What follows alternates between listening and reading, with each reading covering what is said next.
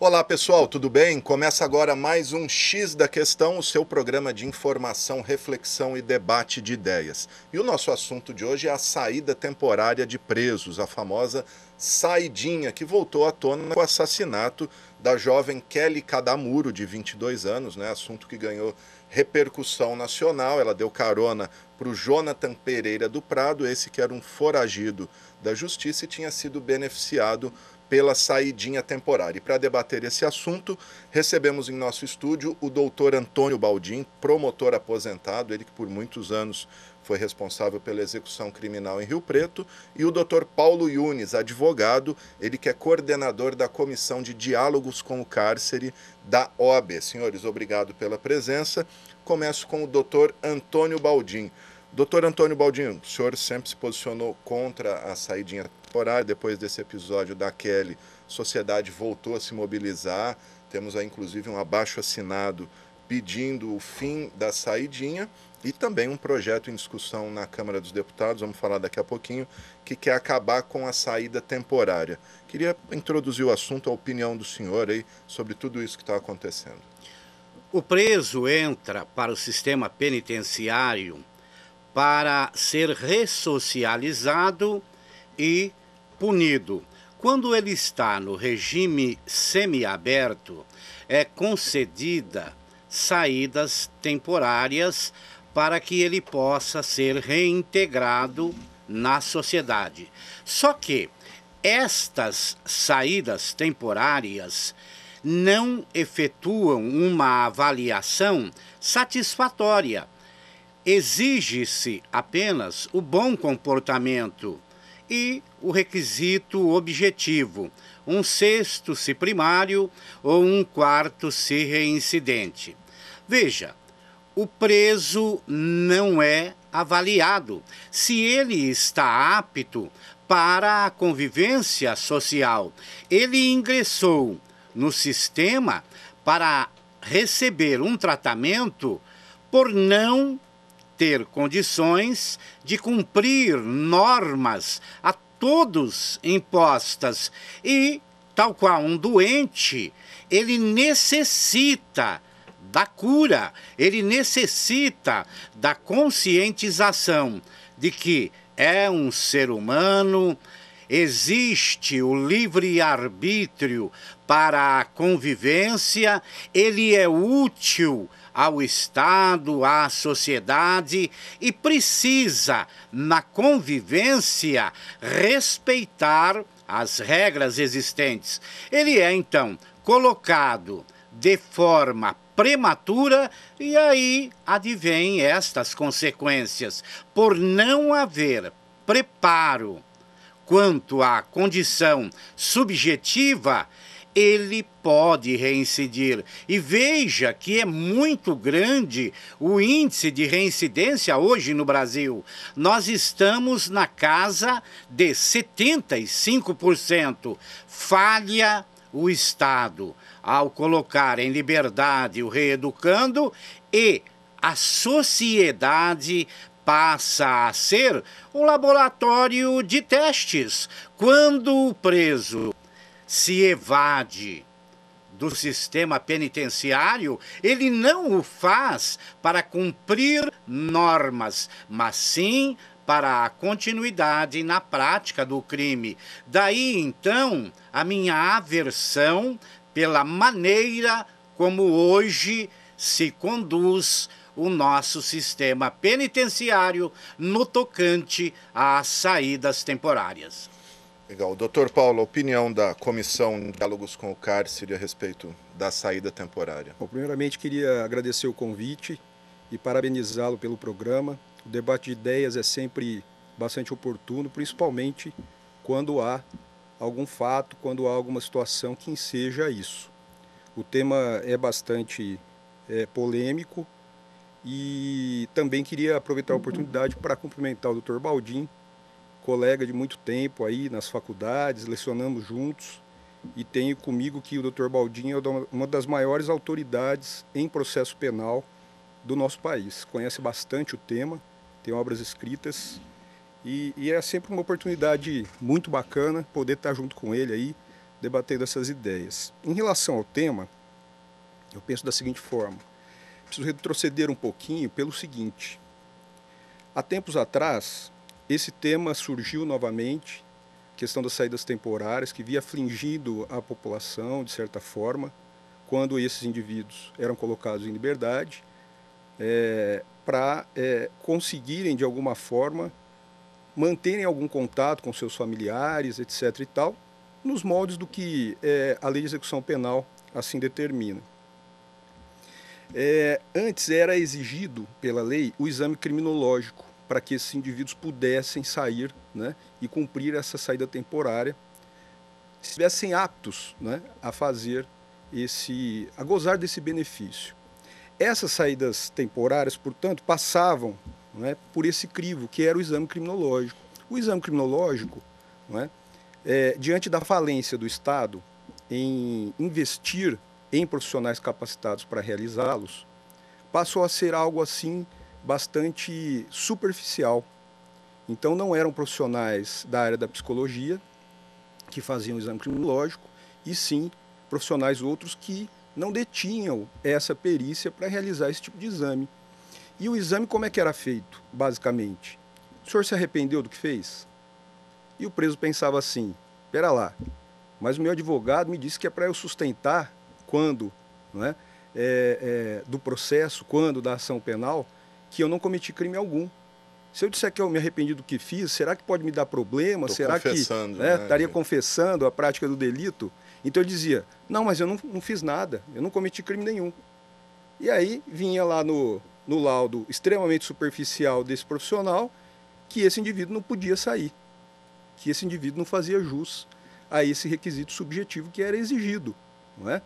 Além do requisito objetivo, como o Dr. Baldin bem explicou, que é a questão temporal de cumprimento de pena. O que aconteceu? Pressionaram o legislador e o legislador acabou com o exame criminológico para esse tipo de concessão, para esse tipo de gozo desse benefício.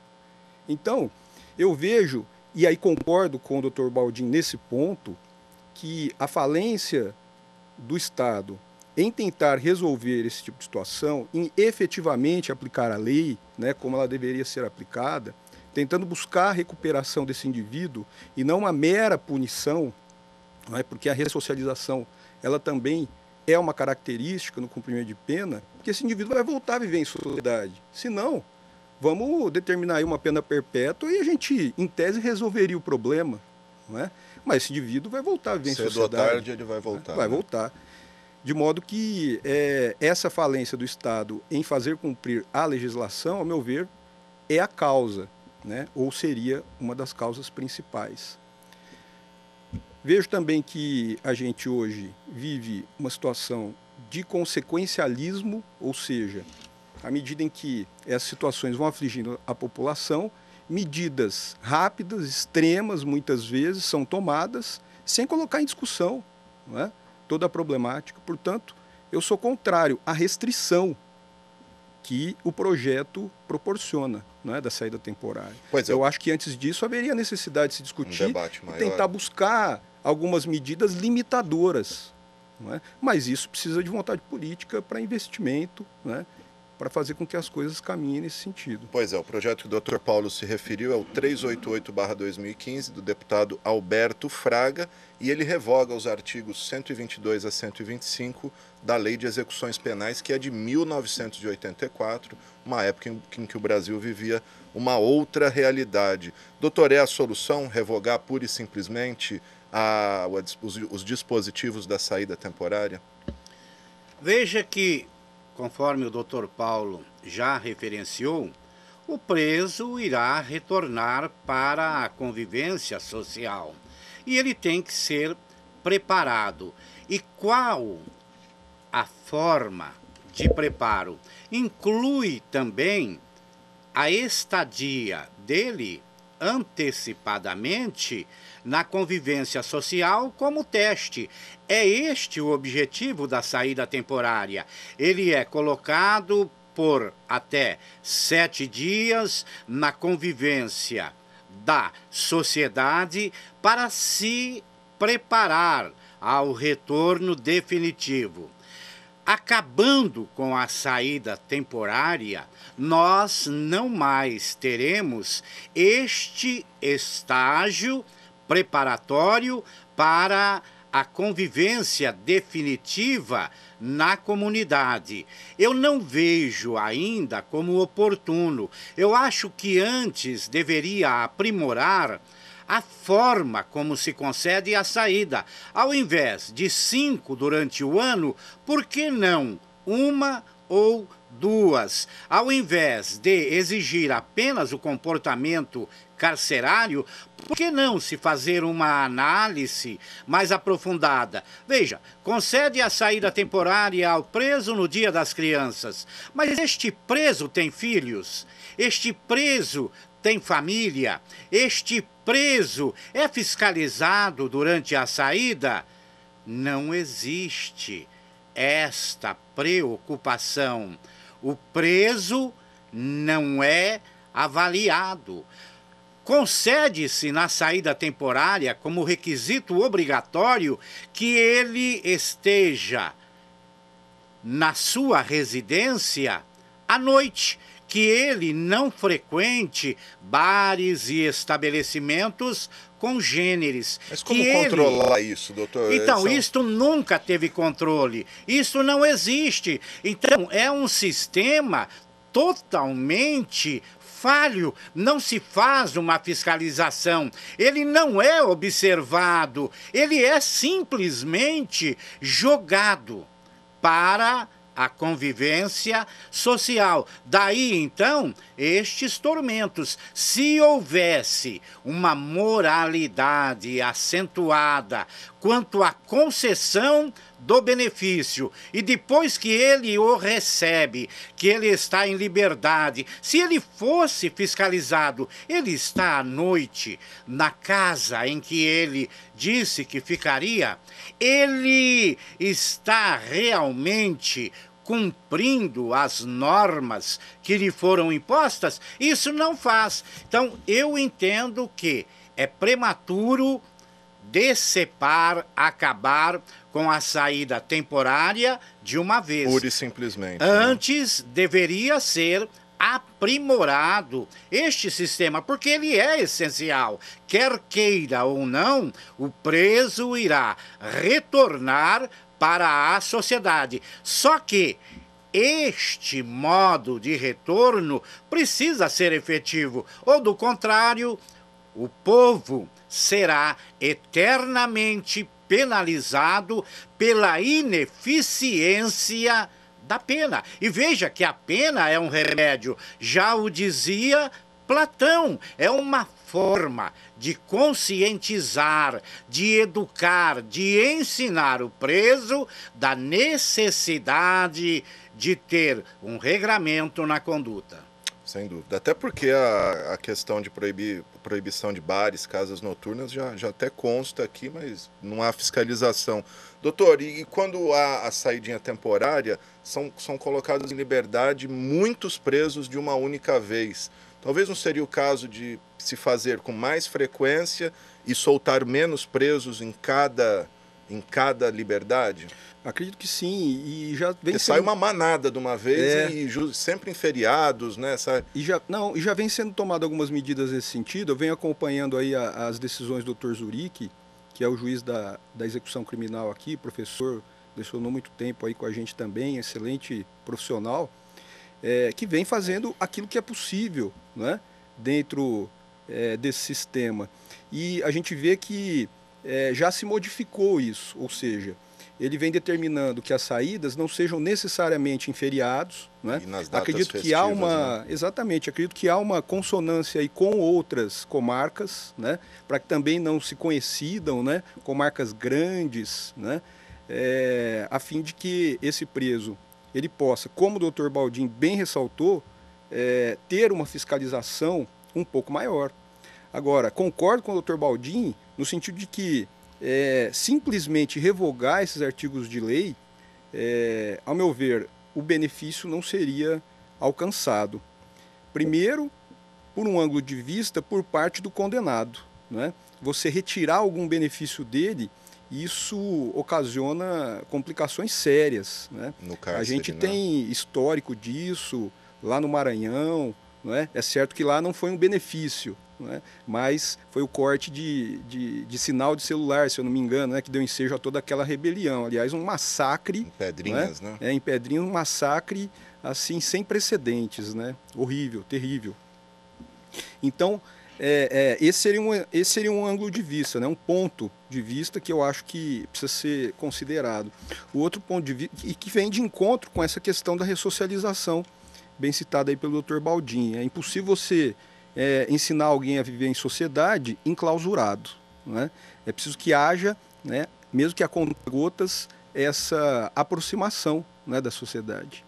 Eu me lembro conversando uma vez com o Dr. Ademir Pancieira, que é do Centro de Ressocialização e Centro de Progressão Penitenciária, né, que é do regime semiaberto. Ele me disse: Paulo, você se lembra daquela época, daquele ônibus amarelo do IPA, né, que levava os presos até as igrejas para assistirem missa de domingo? Num primeiro momento, os fiéis ficaram preocupados, né, e se afastavam, os presos ficavam num canto da igreja, né, ficavam com medo. Mas depois que eles começaram a ver que eles poderiam, de alguma forma, também auxiliar, né, esses indivíduos, fazendo alguma aproximação, conversando com eles, aquilo foi muito bom, né? Então, a religião tem o seu papel, um papel importantíssimo dentro do sistema penitenciário. Eu vejo que, dos segmentos, talvez seja o único que consegue se inserir, né, no cumprimento de pena, de todos os segmentos. Mas, de um outro lado, a questão de se revogar pura e simplesmente também, historicamente, seria um erro, né? traz alguns pontos negativos. Basta a gente pegar a Lei dos Crimes Hediondos, que é de 1990, que, num primeiro momento, né, acabou com indulto, graça e também com a progressão de regime. O que aconteceu? Não é? Ficamos 10, 15 anos debatendo no judiciário a questão da progressão de regime, para que o judiciário reconhecesse que não foi uma boa coisa.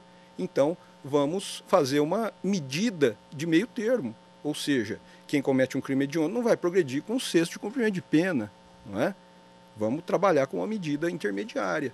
E aí deu certo, não é? Então, tomar decisões no calor da situação, não é? Sem a discussão, sem abrir para o debate, isso é muito nocivo à população, não vem em benefício da população. Mesmo sendo um clamor da sociedade, que a gente percebe que, pelo menos no senso comum, o que as pessoas querem é o fim da saidinha. Mas é preciso filtrar, é preciso interpretar esse clamor popular. A sociedade, ela trabalha com a situação de fato, não é, que a chocou naquele momento. No entanto, a confecção de uma lei, principalmente de uma lei que versa sobre a liberdade do indivíduo, ela precisa ser melhor discutida, ela precisa ser refletida, não é? Ela precisa estar em consonância com a Constituição Federal, coordenamento jurídico vigente, não é?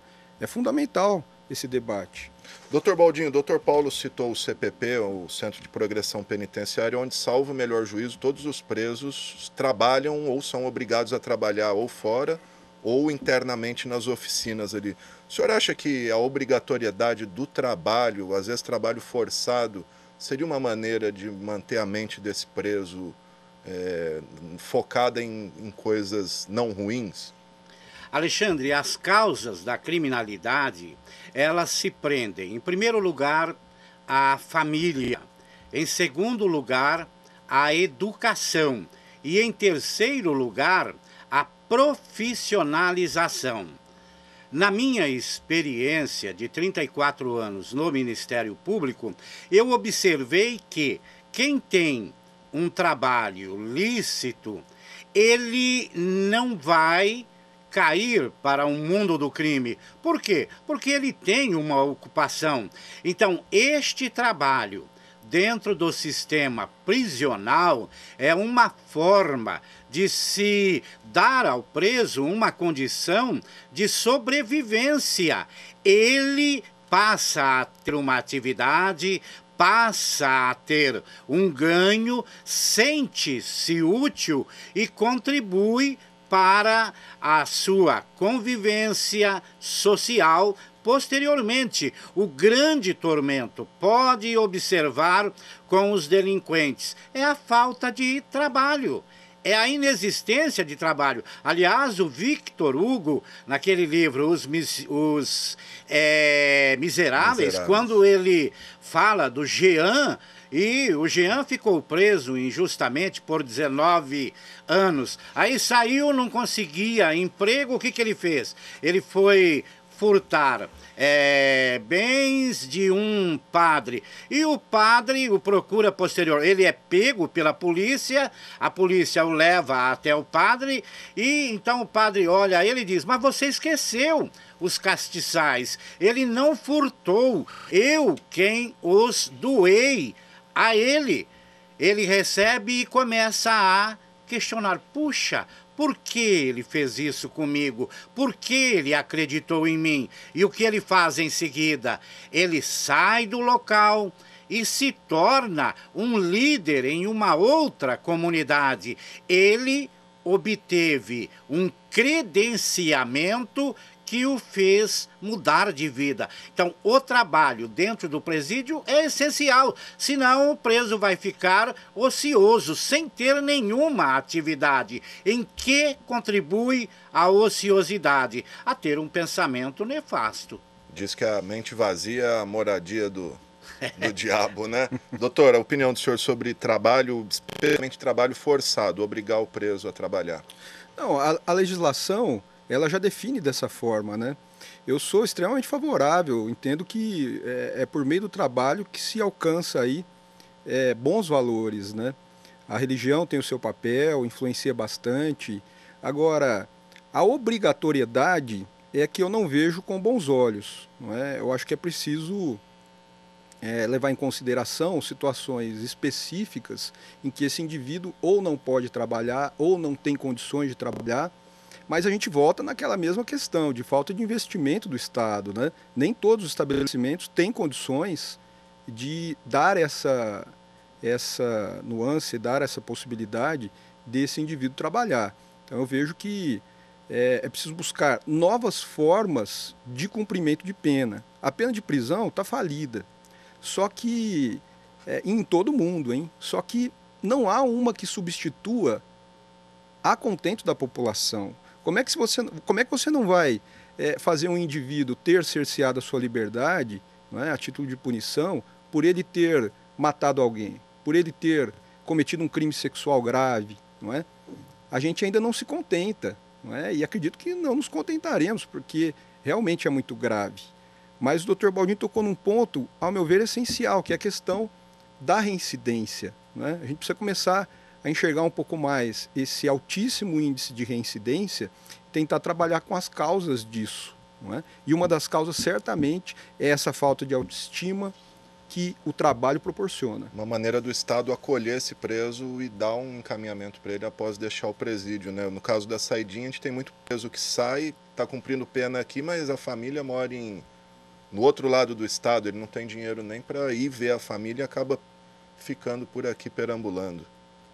Aí a grande dificuldade é o exame criminológico que o Dr. Paulo mencionou, que antes era feito, que hoje foi abolido. Se você fizer um projeto, a chance de errar é mínima. Se você trabalhar em cima da realidade daquele preso, ele tem família, ele tem condições de obter a liberdade, ele tem noção do que representa a lei na convivência social, ele certamente não irá se evadir. E aí a sociedade também não será penalizada. E veja que nós pagamos um preço altíssimo pela ineficiência estatal. O ano passado, aqui em São José do Rio Preto, um delegado de polícia, o doutor Guerino, foi assassinado por presos que estavam no gozo da saída temporária. Agora, uma jovem com um futuro brilhante é brutalmente assassinada por um preso que estava na saída temporária. Um foragido, né? Sim, foragido. E veja, o cidadão, ele paga impostos para ter segurança. Este é um dos requisitos da finalidade do tributo. E nós não temos segurança. O povo não pode mais ficar calado. O recém-nascido só é alimentado quando ele chora. A sociedade tem que começar a se manifestar, exigir alterações, ocorrer isto que você hoje está promovendo, um debate. Vamos ver qual a forma de termos segurança, ou do contrário, quem é honesto, quem trabalha, vive aprisionado no regime aberto, e o delinquente que não tem um cumprimento de normas legais é quem estará gozando a liberdade. Nós não podemos mais conviver com esta inversão de valores. Isto é ruim. Veja aqui, um lavrador tem uma arma em sua casa para a própria defesa, lá do local que ele reside. Se a polícia for lá e encontrar a arma, ele é preso. O bandido vive em liberdade, com arma, e goza de todos os requisitos, até os direitos humanos. É voltado para a proteção do bandido. E, na verdade, a lei dos direitos humanos protege a todos. Quando o cidadão é assaltado, ele é o primeiro a ter violado os direitos humanos. Não existe uma educação para dar esta proteção ao cidadão. Daí a inversão de valores. Veja que nesta semana, nestes dias, nós tivemos uma fazenda produtiva no estado da Bahia invadida aleatoriamente, sem que haja uma punição eficiente. O mesmo lavrador, se cortar uma árvore para fazer um mourão de cerca, ele será penalizado. Então, esta inversão de valores, ela desalenta o trabalhador, o cumpridor dos seus deveres, e alimenta o desonesto, porque ele sente a impunidade. E por que cumprir normas? Tá certo. O doutor Paulo, o doutor Baldin citou o caso do doutor Guerino, e além desse projeto que revoga a saída temporária, tem uma série de projetos em discussão no Congresso, é um pacote de segurança. Um deles proíbe a progressão de pena para assassinos de policiais. O que vocês acham? Eu acho que essas pontualidades, elas precisam ser melhor discutidas. Não é? É óbvio que nós sabemos que no Congresso Nacional o lobby funciona e funciona bem. Não é? Então, determinados segmentos sociais, não é, fazem o seu lobby, pressionam, não é, o legislador, e esse se posiciona. E aí, a maioria é que vai decidir ali no Congresso Nacional. Isso, ao meu ver, não é a representatividade que nós queremos, que nós desejamos. Não é? Para que haja uma representatividade daquele indivíduo que a gente votou e está ali exercendo esse munus público, há necessidade de que haja discussão, haja reflexão. Não é? Medidas pontuais, sem uma reflexão, sem uma discussão, ao meu ver, são nocivas. Podem trazer uma consequência pior. Bom, senhores, infelizmente o tempo é curto, o debate estava bom aqui, outros projetos aí que estão em discussão e devem ser aprovados aí rapidamente. Esse já foi aprovado, né? Acaba com a redução de atenuantes para menores de 21 anos, que tinham um certo benefício aí, se condenados. Doutor, rapidamente, a gente tem um minutinho para terminar. Liberação de armas seria uma solução aí para acabar com a Eu acho que não. O problema é de educação. De formação, né? Doutor, rapidamente, uma consideração final para a gente terminar. Eu concordo que a legislação precisa de alguma modificação de forma pontual. Como essa, por exemplo, que você citou, relacionada à menoridade. Isso já veio tarde, porque a legislação civil foi modificada, então se sustentava que o menor de 21 anos, maior de 18, não é? Tivesse alguns benefícios, exatamente por causa da legislação civil, não é? Que definia esse indivíduo como um relativamente incapaz. À medida que se igualou a maioridade penal com a maioridade civil, obviamente que não tem mais razão de ser sustentar esse tipo de norma. Penal, não é? Né? Mas eu acho que modificações pontuais são necessárias, mas modificações que versam sobre direitos fundamentais precisam ser melhor discutidas. Redução da maioridade para 16 anos, sim ou não? Não sou favorável. Sim ou não, doutor? Eu sou favorável. Veja que o menor com 16 anos pode votar, escolhe o presidente da República, pode casar, pode se emancipar, não é? E ser diretor de uma empresa. E por que não ter responsabilidade criminal? Tá certo, senhores. Muito obrigado pelo debate. Esperamos ter contribuído aí para o seu entendimento. Acho que ficou claro aqui que simplesmente acabar com a saída temporária não é a solução. Acho que a criação de critérios mais rigorosos para esse benefício. O X da questão fica por aqui. Um grande abraço e até a próxima.